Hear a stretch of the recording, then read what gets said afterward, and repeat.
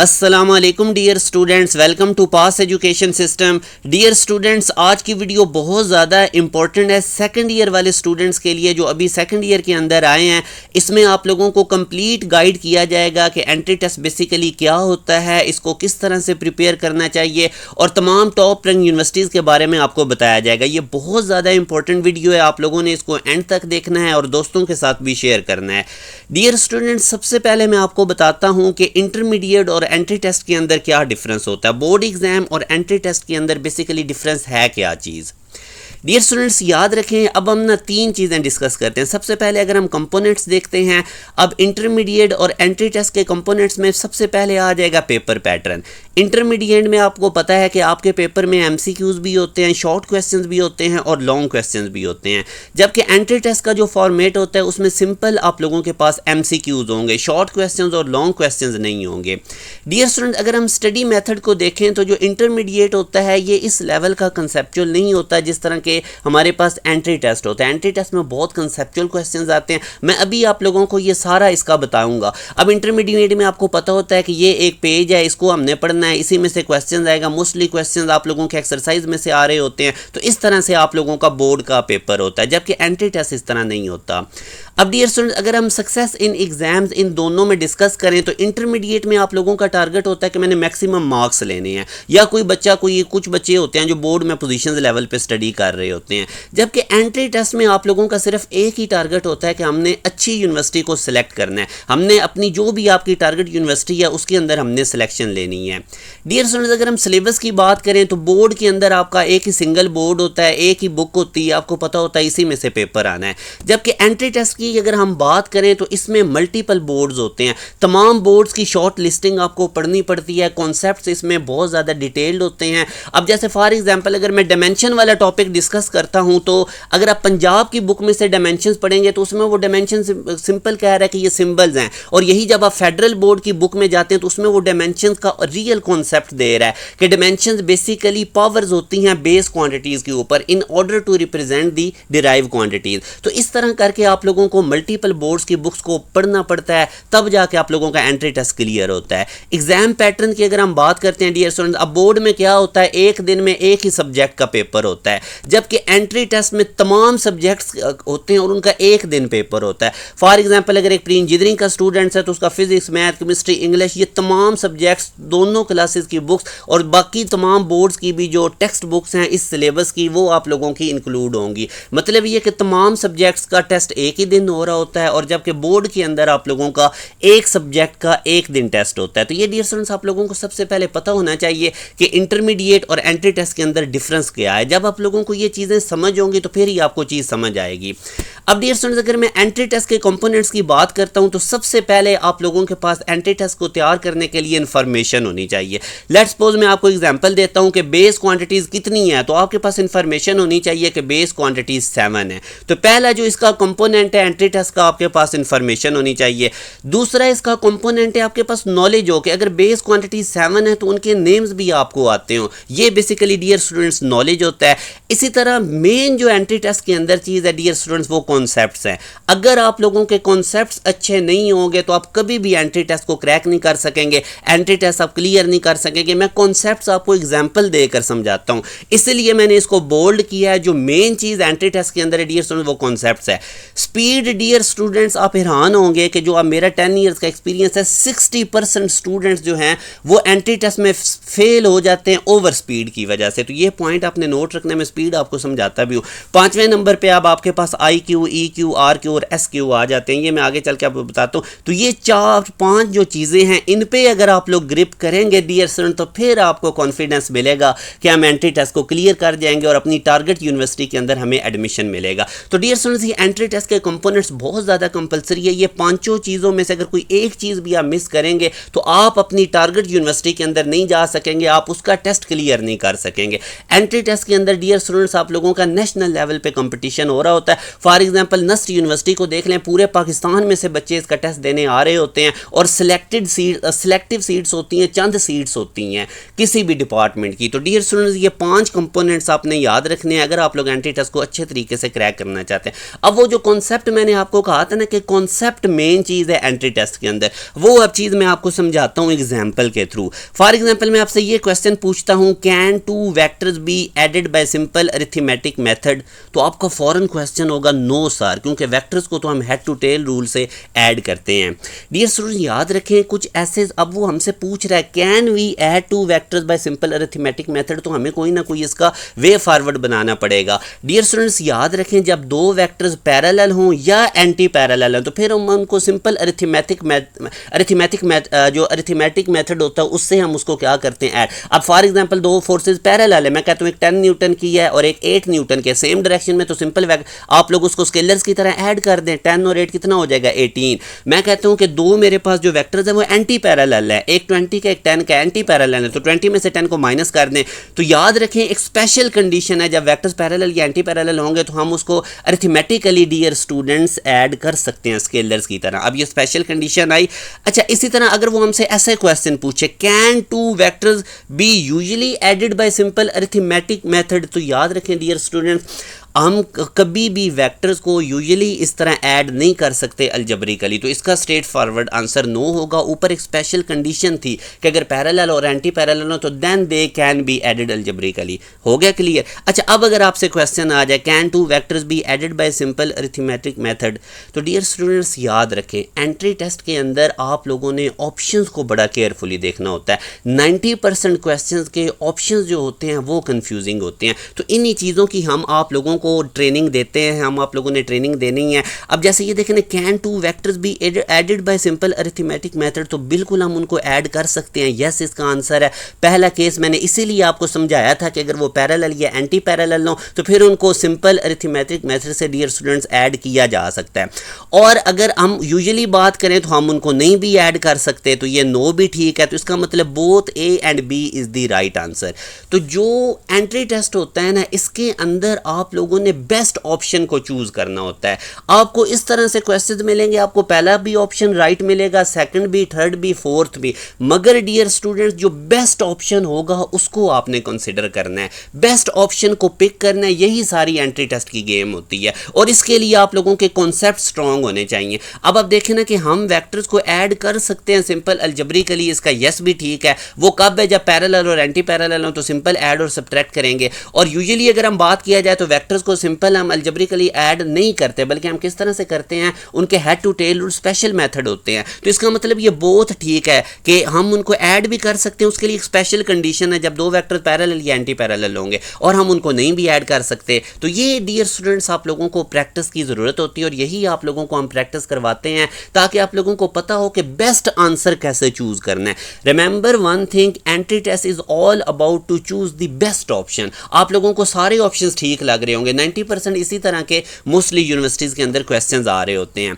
तो dear students अब अगर मैं स्पीड की बात करूं तो 60% स्टूडेंट जो मैंने अपने एक्सपीरियंस में फील किया है, ओवर स्पीड की वजह से डियर स्टूडेंट बच्चे जो है वो एंट्री टेस्ट में फेल होते हैं, क्योंकि बहुत जल्दी हमें होती है, सोचना है नहीं। अब फॉर एग्जाम्पल अगर आपसे पूछा जाता है कुछ भी, मैं आपको एक एग्जाम्पल देता हूँ कि पाकिस्तान कब बना, तो बंदा के 1947 फ़ौरन ज़हन में आता है। तो आप लोगों ने ऑप्शंस चेक करने हैं, ऑप्शंस आपको एक जैसे मिलेंगे, आपने चेक करना है कि वो एग्जैक्टली आपसे पूछ के आ रहा है। हो सकता है वो दिन के पॉइंट ऑफ व्यू से पूछ रहे हो कि पाकिस्तान बना तो 1947 को था, मगर उस दिन क्या था, या वो हिजरी के अंदर आपसे पूछ रहा हो। समझ लगी मेरी बात की? तो इस तरह से आप लोगों ने जो ओवर स्पीड है इसके ऊपर आप लोगों ने कंट्रोल करना है। फिर डियर स्टूडेंट्स आप लोगों का IQ बड़ा मैटर करता है, क्योंकि एंट्री टेस्ट में 3 तरह के क्वेश्चंस होते हैं, इजी भी होते हैं, मॉडरेट भी होते हैं, हार्ड भी होते हैं। तो आप लोगों ने पहले इजी क्वेश्चंस करने हैं, जो फॉर एग्जांपल आप पेपर के अंदर 100 MCQs है, तो जो आपको आते जा रहे हैं वो करते जाएं, उससे डियर स्टूडेंट्स क्या होगा, आपका कॉन्फिडेंस डेवलप होगा, फिर आप मॉडरेट और डिफिकल्ट क्वेश्चन जो है वो ऑटोमेटिकली कर जाएंगे क्योंकि आप लोगों के पास कॉन्फिडेंस होगा। तो ये IQ का मतलब है वो जो मैंने उधर लिखा था। EQ से मुराद अब कुछ ऐसे बच्चे भी होते हैं जो इतने हार्ड वर्कर होते हैं, इतनी उनकी अच्छी तैयारी होती है, उधर पेपर में जाके वो कंफ्यूज हो जाते हैं, नर्वस हो जाते हैं, पैनिक हो जाते हैं। तो पैनिक नहीं आपने होना, अपने इमोशंस के ऊपर इस पे कंट्रोल रखना है। RQ का मतलब है कि बार बार क्वेश्चंस रिवाइज करनी है, मैक्सिमम प्रैक्टिस करनी है, क्योंकि ये बोर्ड नहीं है जिस पे एक पेज है तो उसी पेज में से आपका पेपर आना है। डियर स्टूडेंट, इसमें आपको शॉर्ट लिस्टिंग पढ़नी पड़ेगी, तमाम प्रोविंसेस की बुक्स के ऊपर आप लोगों की ग्रिप होनी चाहिए, कॉन्सेप्ट्स अच्छे होनी चाहिए और बार बार आपकी रेपिटेशन रिवीजन होनी चाहिए। ये डियर स्टूडेंट्स RQ का मतलब है। SQ का मतलब होता है स्पिरिचुअल क्वेश्चंस। इसका मतलब ये होता है कि अपने टीचर्स के ओबीडियंट रहें, आप लोग वालिदैन की दुआएं आप लोगों के साथ होनी चाहिए। तो ये बेसिकली इसका मतलब होता है। तो ये IQ, EQ, RQ और SQ मैटर करते हैं आप लोगों की टॉप रैंक यूनिवर्सिटीज़ में जाने के, एंट्री टेस्ट की अंदर क्लियर करने में। तो ये सारी चीज़ें मिल के डियर स्टूडेंट्स आपको कॉन्फिडेंस देंगी। तो ये कंपोनेंट्स हैं एंट्री टेस्ट के डियर स्टूडेंट जो मैंने आप लोगों को समझाए हैं। आई होप आप लोगों को मेरी पॉइंट्स क्लिक हुए हैं। मैं आप लोगों को अगर दोबारा कंपोनेंट्स में लेकर जाऊँ तो ये बेसिकली एंट्री टेस्ट में अगर आप लोग एक्सपर्ट बनना चाहते हैं, टॉपर बनना चाहते हैं, तो ये कंपोनेंट पहले आपके पास इंफॉर्मेशन होनी चाहिए, नॉलेज होना चाहिए। मैंने आपको एग्जांपल देकर समझाया, बेस क्वांटिटी 7 है तो आपको पता होना चाहिए कितनी है 7, ये इंफॉर्मेशन है। नॉलेज उनके नाम पता हो, कॉन्सेप्ट्स आपके बहुत अच्छे हो, मैंने इसको बोल्ड किया है, ये मेन चीज़ है जिसने आपका एंट्री टेस्ट क्लियर करवाना है। उसके बाद स्पीड में मैंने कहा कि ओवर स्पीड में नहीं आना आप लोगों ने, और इसका ये भी नहीं मतलब कि आप टाइम ज़ाया करते रहें कि क्वेश्चन को बार बार देखते रहें, कि ओवर स्पीड नहीं होना। मतलब ये कि आप लोगों ने इसमें म्याना रवि रखनी है, आप लोगों ने ना बहुत ज़्यादा फास्ट होना है ना बहुत ज़्यादा स्लो होना है। और इसी तरह IQ, EQ, RQ और SQ डियर स्टूडेंट्स ये आपने आपको समझाया। तो ये पांचों चीज़ों पे आप लोग ग्रिप करेंगे तो आपके पास कॉन्फिडेंस होगा। तो ये 5 चीज़ें डियर स्टूडेंट्स आप लोगों की फुली आप लोगों ने इसके ऊपर मेन फोकस रखना है।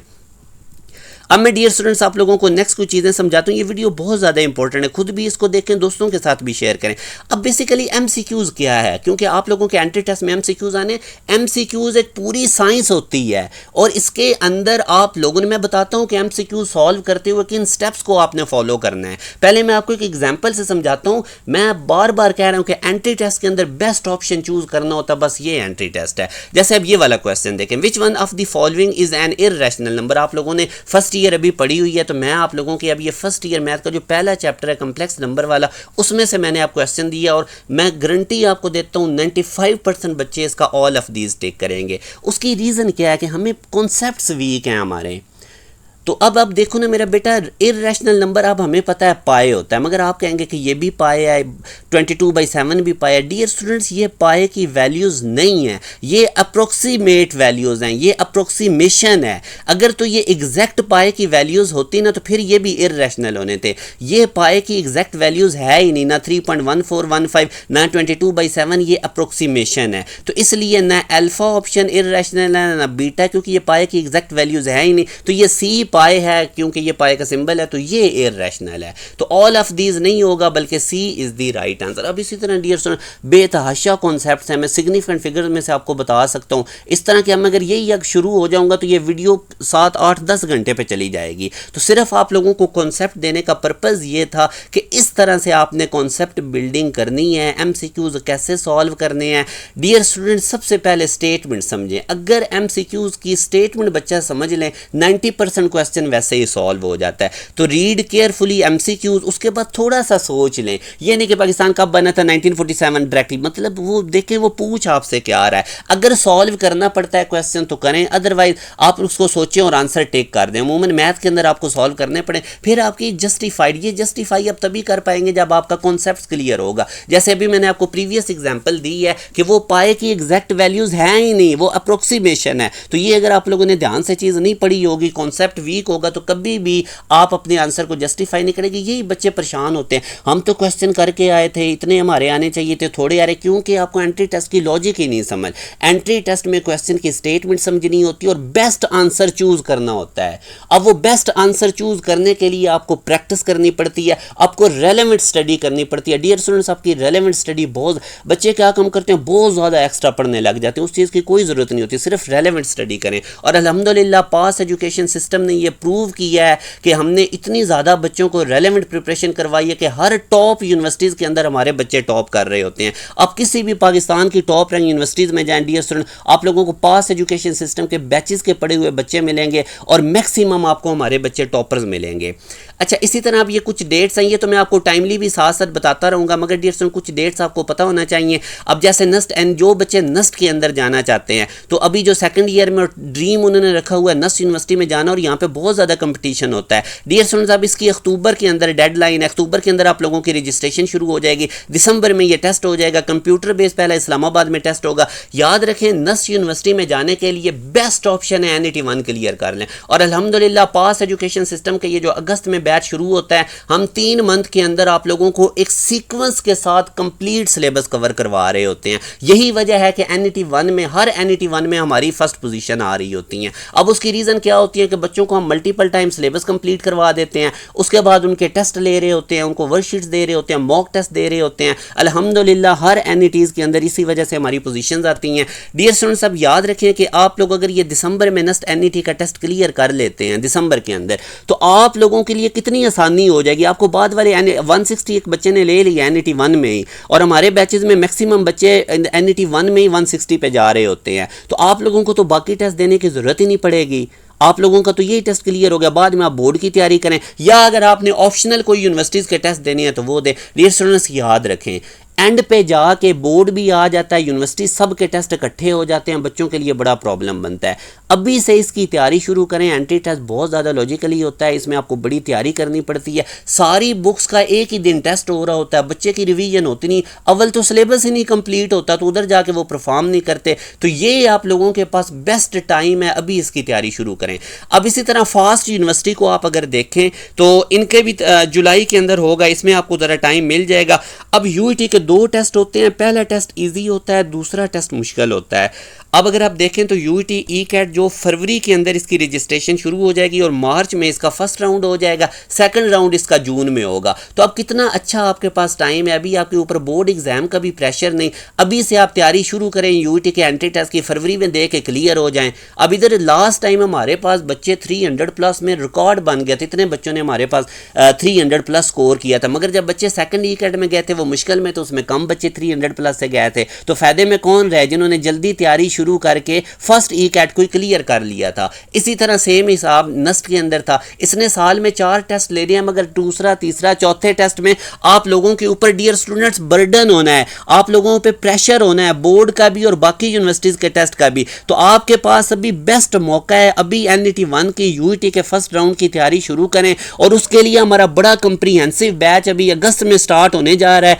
अगस्त के फर्स्ट वीक में इसको ज्वाइन करें। इंशाल्लाह आप लोगों को डिज़ायर फील्ड मिलेगी आपकी डिज़ायर यूनिवर्सिटी के अंदर, ये आप लोगों को मैं 110% डियर स्टूडेंट गारंटी दूंगा। अगर आप लोग हमारी चीज़ें करेंगे, हमारे साथ साथ चलेंगे, अल्हम्दुलिल्लाह यही रीज़न है कि हर टॉप यूनिवर्सिटीज़ में मैक्सिमम सीट्स पासियंस जो हैं वो सिक्योर करते हैं।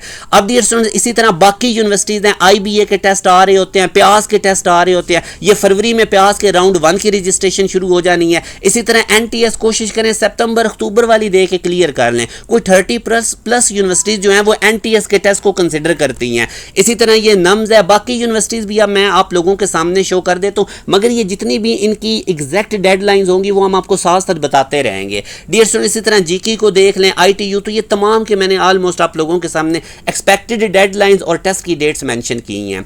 आगे डियर स्टूडेंट जो इंजीनियरिंग कॉलेजेस होते हैं इनकी मेरिट कैलकुलेशंस क्या होती है, अब यहाँ पे एक बड़ी इंपॉर्टेंट चीज़ देखें, कोविड के बाद से जितनी भी टॉप रैंक यूनिवर्सिटीज़ हैं डियर स्टूडेंट उन्होंने अपने एंट्री टेस्ट का वेटेज ज़्यादा कर दिया।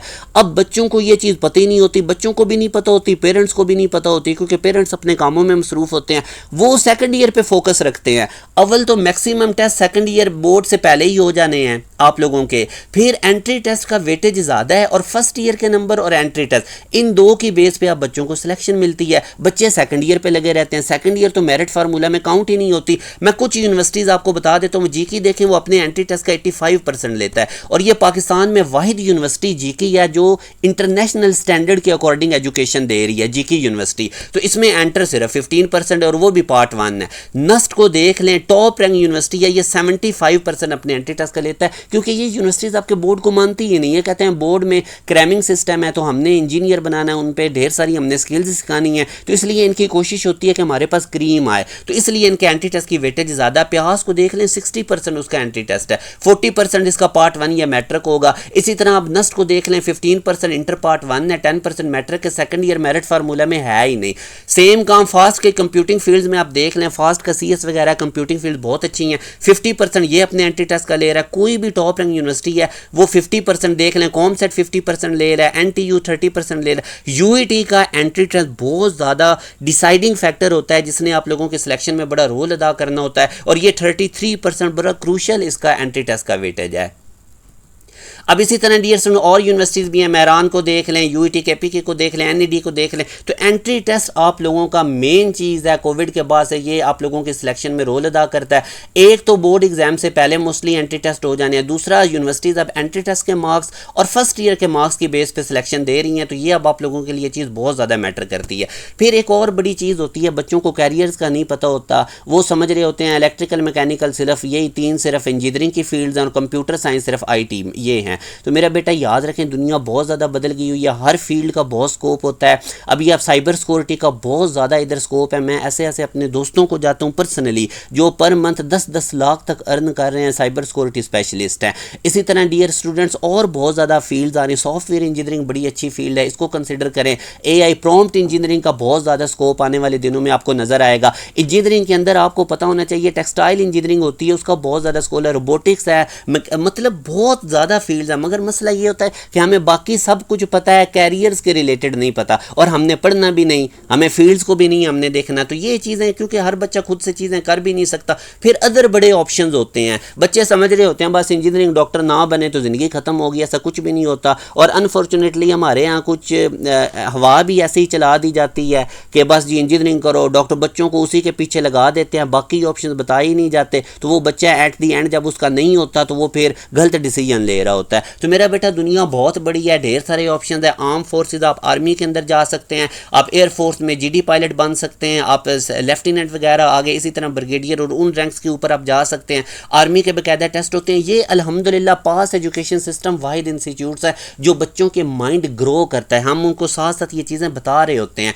Accounting and finance one of the best field है डियर स्टूडेंट, बहुत ज़्यादा इसका भी स्कोप है। सिविल सर्विसेज में आप जा सकते हैं। अल्हम्दुलिल्लाह हमारे पास ऐसे लोग हमारे साथ अटैच हैं जो हमारे MD हैं, वो बहुत ज़्यादा खुद एक बहुत बड़ी पोस्ट के ऊपर है। तो ये आप लोगों को बताया जाता है, इसमें आप लोगों को गाड़ी, घर, सब कुछ चीज़ें मिल जाती हैं। आप एग्जेक्टिव लेवल पे आ जाते हैं, मतलब गवर्नमेंट लेवल पे आ जाते हैं, पॉलिसीज़ बना रहे होते हैं। तो ये सारे ऑप्शंस आपको पता होना चाहिए। बिजनेस स्टडीज़ बहुत ज़्यादा हैं इसमें। आप देखें, मेरी खुद सिविल इंजीनियरिंग है, मैंने एग्जेक्टिव MBA किया हुआ है। तो डियर स्टूडेंट्स आप लोगों के पास बहुत फील्ड्स होती हैं। लॉ वाली साइड पर आप जा सकते हैं। अगर आप लॉ, अब पता होना चाहिए ना कि अगर आपने इन फील्ड्स में जाना है तो आपको किन किन स्किल्स को डेवलप करना है। यही तो वजह होता है ना कि हमें पता नहीं होता। बच्चा 4 साल की डिग्री भी ले लेता है, बाद में फिर वो फील्ड शिफ्ट कर रहा होता है। रीज़न क्या है कि इस लेवल पे गाइड ही नहीं किया गया, आप लोगों ने खुद भी नहीं वर्किंग की। अब जैसे अगर आपने सिविल सर्विसेज में जाना है तो आपकी इंग्लिश बड़ी स्ट्रॉन्ग होनी चाहिए, आप लोगों की राइटिंग पावर्स बड़ी स्ट्रॉन्ग होनी चाहिए। इसी तरह अगर आप लोगों ने बिजनेस स्टडीज़ में जाना है तो आपके पास ये स्किल्स होनी चाहिए कि आप लोगों ने अपनी प्रोडक्ट को कैसे सेल करना है। लॉ वाली साइड पर जाना है तो आपको पता होना चाहिए आर्गूमेंटेशन, आपकी लॉजिक स्ट्रॉन्ग होनी चाहिए, आपको आर्गूमेंट दे के लोगों को कन्विंस करना आना चाहिए। इसी तरह डियर स्टूडेंट मीडिया वाली फील्ड भी है, फैशन एंड डिज़ाइनिंग वाली भी है। मगर मेरा बेटा मीडिया या फैशन एंड डिज़ाइनिंग वाली फील्ड में जाने से पहले पेरेंट्स को ऑन बोर्ड रखें। बच्चों को नहीं पता होता, आगे चल के उनको फील्ड का पता चलता है, दूर से चीज़ें और तरह से नजर आ, फिर वो स्विच कर रहे होते हैं। तो अपनी फील्ड के हिसाब से अपनी ग्रूमिंग करें। आपको पता होना चाहिए, एटलीस्ट जब आपको पता होगा ना डियर स्टूडेंट कि हमारे पास कौन कौन से ऑप्शंस हैं, तो ऑटोमेटिकली फिर आप अपने इनर वॉइस को पहचान लेंगे और उन फील्ड्स की तरफ तरफ मूव कर जाएंगे। तो ये एक बड़ा अलमिया है कि हमें पता नहीं होता, बताया नहीं जाता। अब अगर मैं बात करूँ, ज़ाहिर है अब टॉप रैंक यूनिवर्सिटी क्यों ज़रूरी है, उधर जाएंगे आपको एक अच्छा इन्वायरमेंट मिलेगा। याद रखें जो इंसान की नेटवर्थ होती है ना, वो उसके इफेक्टिव नेटवर्क से पता चलती है कि आपके इर्द गिर्द का सर्कल कैसा है, आपके साथ जुड़े हुए लोग कैसे हैं। अगर आपका सर्कल अच्छा होगा डियर स्टूडेंट्स, आप बहुत एक्टिव रहेंगे और लाइफ में बहुत कुछ करेंगे। और ये अच्छा सर्कल, अच्छा इन्वायरमेंट आपको अच्छी यूनिवर्सिटी में मिलता है। तो इसलिए ये एंट्री टेस्ट क्लियर करने बहुत ज़रूरी होते हैं। मोस्टली आपको ये जितने भी सिविल सर्विसेज में जाते लोग नजर आएंगे, ये अच्छी जगहों से पढ़े हुए हैं। यूईटी को मैं जानता हूँ, मैं खुद यूईटी से पढ़ा हूँ, वहाँ से बेतहाशा लोग हर साल यूईटी के अंदर ये सीएसएस का एग्जाम क्लियर करके जा रहे होते हैं। बड़े बड़े सॉफ्टवेयर हाउसेज में लोग जा रहे होते हैं टॉप रैंक यूनिवर्सिटीज़ के पढ़े हुए, क्योंकि वहाँ पे एक इन्वायरमेंट आपको मिलता है। तो सिलेबस डियर स्टूडेंट्स, अगर हम एंट्री टेस्ट का बात करें तो इसमें लेस टाइम होता है, सिलेबस ज़्यादा होता है, तमाम प्रोविंसेस का आपको गो थ्रू करना पड़ता है, क्योंकि ये सिर्फ आपकी प्रोविंस की बुक में से नहीं आएगा, ये बाकियों में से भी आएगा। और ये टेस्ट के जो एमसीक्यूज़ हैं ये कंसेप्चुअल होते हैं, होता है टेस्ट बेस्ड सिस्टम ये एंट्री टेस्ट का। और टाइम आपके पास बड़ा शॉर्ट होता है, क्योंकि मोस्टली यूनिवर्सिटीज़ ने एंट्री टेस्ट अपने बोर्ड एग्जाम से, आप लोगों के बोर्ड एग्जाम से पहले कंडक्ट कर लेना, कुछ ने फ़ौरन बोर्ड एग्जाम के बाद कंडक्ट कर देने हैं। और नेशनल लेवल पे आपका कंपटीशन होगा, नेस्ट में जाना है तो तमाम प्रोविंसेस से बच्चे दे रहे होंगे टेस्ट। इसी तरह फास्ट को देख लें, तमाम पूरे पाकिस्तान से बच्चे आ रहे होते हैं। तो आप लोगों को बहुत ज़्यादा इसमें तैयारी करनी पड़ती है, क्योंकि नंबर ऑफ़ सीट्स भी आप लोगों की लिमिटेड होती है जिस भी इंस्टीट्यूट में आप लोगों ने जाना है। तो इसका सोल्यूशन क्या है? इसका solution Pass education system dear students ये लेकर आया कि हम पैरेलल प्रेप फंग ई कैट सेशन स्टार्ट करने जा रहे हैं। अब इस सेशन की डियर स्टूडेंट यूनिकनेस क्या है जो आपको कहीं भी नहीं मिलेगी, कि हम डेली बेसिस पे आप लोगों के साथ अटैच रहेंगे। डेली बेसिस पे आप लोगों के साथ हम क्लासेस कंडक्ट कर रहे होंगे, वीक में एक दिन आपको ऑफ करेंगे और सेकंड ईयर से हम स्टार्ट करेंगे, क्योंकि बच्चे कॉलेजेस में भी सेकंड ईयर स्टार्ट कर रहे होते हैं। और बिल्कुल बेसिक लेवल से एक एक कॉन्सेप्ट देकर आपको समझाया जाएगा, ताकि आपका उधर से बोर्ड भी कवर होता जाएगा, साथ साथ आप लोगों का एंट्री टेस्ट भी तैयार होता जाएगा। बेसिक लेवल से आप लोगों को चीज़ें करवाई जाएगी। तो ये जी स्टूडेंट जो हमारा बोर्ड के साथ पैरेलल प्रेप फंग ई कैट सेशन है, ये बहुत ज़्यादा आप लोगों के लिए बेनिफिशियल होने जा रहा है। डियर स्टूडेंट्स, अल्हम्दुलिल्लाह पास education System number 1 creative entry test system है। क्यों मैं क्रिएटिव कह रहा हूँ? कि हमने बच्चों के रियल टाइम्स में आके प्रॉब्लम सॉल्व की हैं। सबसे पहले अल्हम्दुलिल्लाह पास एजुकेशन सिस्टम ये चीज़ लेकर आया था कि जैसे जैसे यूनिवर्सिटीज़ के टेस्ट होते थे आप लोगों को वो सॉल्व करवाए जाते थे, साथ साथ डे बाई डे हमने आप लोगों को MCQ सॉल्व कराया। अगर आप हमारी 2-3 साल पहले की वीडियोज़ देखेंगे तो आप चेक करेंगे कि पास एजुकेशन सिस्टम के प्लेटफॉर्म से आप लोगों को नस्ट के डेली बेसिस पे हमने क्वेश्चन सॉल्व करवाने स्टार्ट करवाए, इसी तरह यूईटी के करवाने जा रहे। तो ये बच्चों का एक बहुत ज़्यादा प्रॉब्लम था, जो हम एक नई चीज़ लेकर आए थे कि साथ साथ आप लोगों को हम MCQ सॉल्व करवाते थे। इसी तरह डियर स्टूडेंट्स अल्हम्दुलिल्लाह 10 ईयर्स हमारे एकेडमिक एक्सीलेंस है, जिसमें हमने बेतहाशा बच्चों को, इस वक्त अब हमारे बच्चे कोई एग्जेक्टिव पोस्ट पर जाकर बैठे हुए हैं, कोई किसी जगह बैठे हुए, बहुत ज़्यादा टॉप पोजीशंस पे बैठे हुए हैं। जब बच्चे आकर मिलते हैं तो हमें बहुत ज़्यादा खुशी होती है। Dear student, entry test preparation के अंदर पास एजुकेशन सिस्टम पायनियर है। हम बहुत ज़्यादा नई चीज़ें लेकर आए। टॉपिक वाइज पास्ट पेपर का कॉन्सेप्ट पास एजुकेशन सिस्टम लेकर आया था। अगर आज भी आप 3-4 साल पहले वाली हमारी प्ले लिस्ट देखेंगे तो आपको मैथ के अंदर टॉपिक वाइज पास्ट पेपर्स मिलेंगे। इन्होंने बच्चों को बहुत ज़्यादा बूस्ट किया, बच्चों की तैयारी को हम नेक्स्ट लेवल पर लेकर गए। तो हाईएस्ट जितनी भी टॉप पोजीशंस और क्वालिफायर है एंट्री टेस्ट में हर साल अल्हम्दुलिल्लाह पास एजुकेशन सिस्टम के प्लेटफॉर्म से होते हैं। और highly experience entry test specialist teacher हैं डियर स्टूडेंट्स हमारे पास। ये एक अल्लाह की बहुत ज़्यादा हमारे साथ अता है कि हमें बहुत, जो भी हमारे प्लेटफॉर्म के साथ लोग मिलते हैं वो बिल्कुल हमारे सेम उनका थीम होता है। बच्चों या बच्चे हमारे लिए टॉप प्रायोरिटी होती है और उनको अच्छी जगह के पे पहुंचाना। डियर स्टूडेंट्स, पास एजुकेशन सिस्टम का एकेडमिक मॉडल क्या है? हम कैरियर गाइडेंस पे बहुत ज़्यादा बच्चों, क्योंकि बच्चों को नहीं पता होता, वो लगे होते हैं, जो जिधर लगा देता वो लग जाते हैं, उनको खुद का पता नहीं होता इनर वॉइस वो अपनी कैसे देखें। तो ये अब देखें, मैंने आप लोगों को कैरियर फील्ड्स बताई हैं कि आप किधर किधर जा सकते हैं। तो कैरियर गाइडेंस के ऊपर हमारा मेन फोकस होता है। होलिस्टिक सिलेबस कवरेज करवाई जाती है और concept building. Dear students, holistic syllabus का मतलब ये होता है कि ये नहीं होता खाना पूरी करवा दीजिए सिलेबस खत्म हो गया। उस सिलेबस को हर एंगल से कवर करवाया जाता है। उसके अंदर जितने हिडन कॉन्सेप्ट्स हैं और जो एक्स्ट्रा टॉपिक्स हैं वो भी आपको करवाए जाते हैं। अगेन कॉन्सेप्ट बिल्डिंग मैंने आपको बता दिया कि ये मेन चीज़ है एंट्री टेस्ट की। डियर स्टूडेंट्स, आप लोगों को पेडागोजिकली टेक्निक्स बताई जाते हैं कि एमसीक्यूज अटेम्प्ट कैसे करना है। ये बड़ी एक चीज़ होती है, तो इसके ऊपर हमारा मेन फोकस होता है। फिर आप लोगों की कॉन्टीन्यूसली इवैल्यूएशन होती है, प्रैक्टिस बड़ी करवाई जाती है, कॉम्प्रीहेंसिव प्रैक्टिस डिटेल में, जिसमें आपके चैप्टर वाइज टेस्ट होते हैं, चैप्टर वाइज वर्कशीट्स होती हैं, quarter book, half book, full book test होते हैं, और हर यूनिवर्सिटी पैटर्न पे आप लोगों को मॉक टेस्ट प्रोवाइड किए जाते हैं। Again dear students, highly experience faculty आप लोगों को प्रोवाइड की जाती है। और इसी के साथ डियर स्टूडेंट्स, जो हमारी मेन चीज़ें हैं वो इस दफ़ा आप लोगों को LMS होगा, कैरियर काउंसलर अलग से मिल रहा होगा, और साथ आप लोगों को टीचर्स की सपोर्ट मिलेगी, जिसमें हमारे अलग से ग्रुप बने होंगे, डाउट्स ग्रुप। उसमें सीनियर्स भी सारे होंगे जो ऑलरेडी कोई यूनिवर्सिटी में दूसरे साल में, तीसरे साल में, चौथे साल में, और सारे सब्जेक्ट्स के टीचर्स भी होंगे। कोई प्रॉब्लम बनेगा वो आप लोगों का वहाँ पर कवर करवाया जाएगा। कैरियर काउंसलर अगेन हमारे लिए मेन होता है, क्योंकि बच्चों को इस चीज़ की नहीं प्रॉब्लम होती। LMS के ऊपर हर यूनिवर्सिटी का अलग अलग प्रैक्टिस मटीरियल आप लोगों को मिल रहा होगा, ताकि जिस यूनिवर्सिटी में आपने जाना है वो वाला प्रैक्टिस मटीरियल आप लोग प्रैक्टिस करें। डियर स्टूडेंट्स, पास एजुकेशन सिस्टम का एम ये है कि हमने टॉपर्स क्रिएट करने हैं, और अल्हम्दुलिल्लाह हमने इस चीज़ को प्रूव किया है। पास एजुकेशन सिस्टम के बैचेस का पढ़ा हुआ बच्चा इसने सेकंड ECAT में टॉप किया है। डियर स्टूडेंट्स, याद रखें जो बैच का बच्चा होता है वो हमेशा आपको फीडबैक भी देता है, तो इन तमाम के फीडबैक हमारी सक्सेस स्टोरीज़ के अंदर मौजूद हैं। अगर आप पास एजुकेशन सिस्टम की प्लेलिस्ट में जाएंगे, वहाँ पे आपको एक सक्सेस स्टोरीज़ के नेम से प्लेलिस्ट मिलेगी, वहाँ पे तमाम बच्चों के फीडबैक हैं। इसी तरह डियर स्टूडेंट्स, ये हमारा नस्ट NET का 2025 में टॉपर है अल्हम्दुलिल्लाह। डियर स्टूडेंट्स, हमारे पास last time first merit position भी आई थी 2024 में मोहम्मद अब्दुल्ला खान की नस्ट के अंदर। इंशाल्लाह इस दफ़ा भी बहुत आएंगी। इससे प्रीवियस जो NETs होते थे उनके अंदर भी आप देख सकते हैं हमारे बच्चे हर NET में टॉप कर रहे होते थे। ये प्री मेडिकल बैकग्राउंड से, इसको मैं अक्सर बताता हूँ, इसने प्री मेडिकल बैकग्राउंड से नस्ट के अंदर NET 2 में पोजीशंस ली थी। ये हमारा NET 3 का लास्ट टाइम का टॉपर है।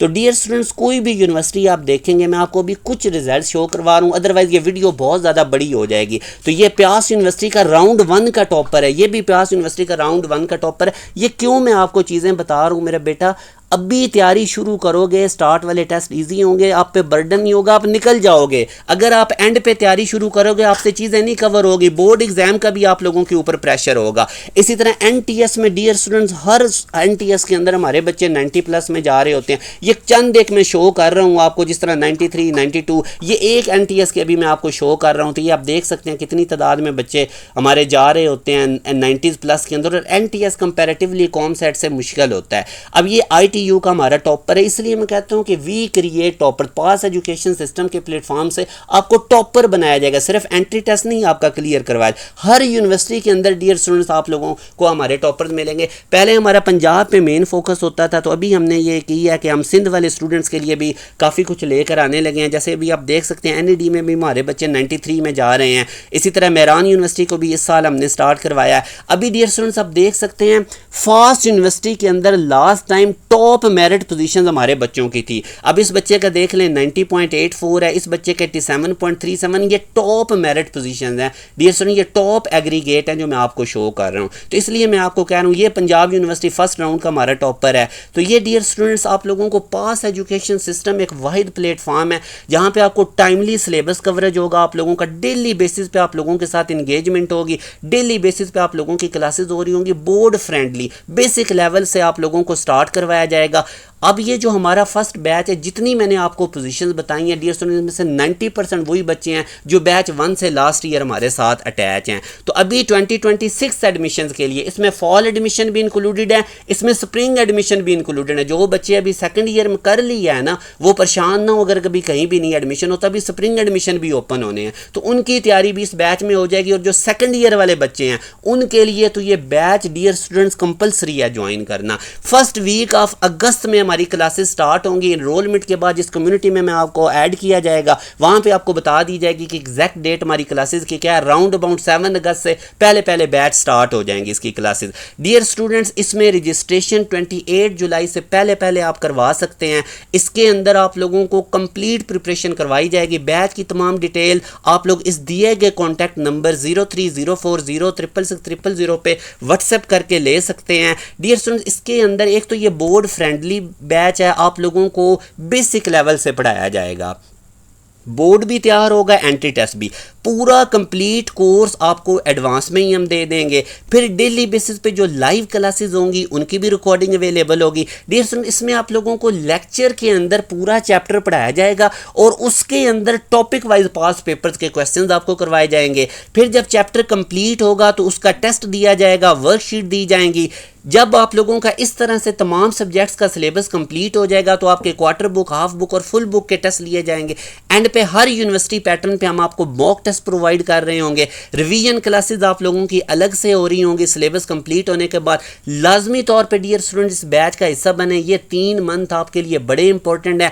लाइव क्लासेस में 3 मंथ में आपको सिलेबस कवर करवाया जाएगा। फिर उस सिलेबस की रिकॉर्डिंग, टेस्ट, वर्कशीट, नोट्स, हमारा पूरा पोर्टल आप लोगों के पास रहेगा टिल यूनिवर्सिटी एडमिशन तक। यानी हमारे साथ 1 टाइम इनरोलमेंट है, एक दफ़ा आपने इनरोल होना है। 7000 फीस है पूरे सेशन की। 3 मंथ में लाइव क्लासेस में सिलेबस कवर करवाया जाएगा, उनकी recording, notes, test, worksheet, each and everything. वो जो पोर्टल है अगले नेक्स्ट यानी कि अगले जुलाई के एंड तक, आप 2027 जुलाई के एंड तक आपके पास हमारी चीज़ें रहेंगी। और डियर स्टूडेंट्स, इसमें आपको तमाम गाइडलाइंस हमारी कम्युनिटी के अंदर मिलती रहेंगी, जो जहाँ पर आप लोगों को जिन व्हाट्सएप ग्रुप में ऐड किया जाएगा वहाँ पे सारे सीनियर्स भी होंगे, वहाँ पे टीचर्स भी होंगे। आपको टिल यूनिवर्सिटी एडमिशन तक गाइड किया जाएगा। बैच के अंदर इनरोलमेंट के लिए आप इस दिए गए कॉन्टैक्ट नंबर पर व्हाट्सएप करके डिटेल्स ले सकते हैं। आई होप डियर स्टूडेंट्स, आप इस वीडियो में प्रीसाइजली मैंने आप लोगों को अच्छे वे से समझा दिया है। आई होप कि मैं इसमें कामयाब हुआ कि एंट्री टेस्ट है क्या, इसके कंपोनेंट्स क्या हैं, जिन चीज़ों पे आपने फोकस करना है, कौन कौन सी बच्चे मिस्टेक्स कर रहे होते हैं। तो अब मेरा काम था डियर स्टूडेंट्स आप लोगों को सारी चीज़ें खोल के समझा देनी, आगे स्टेप्स लेना आप लोगों का काम है। अपना ख्याल रखिएगा, दुआओं में याद रखिएगा। अल्लाह हाफिज़।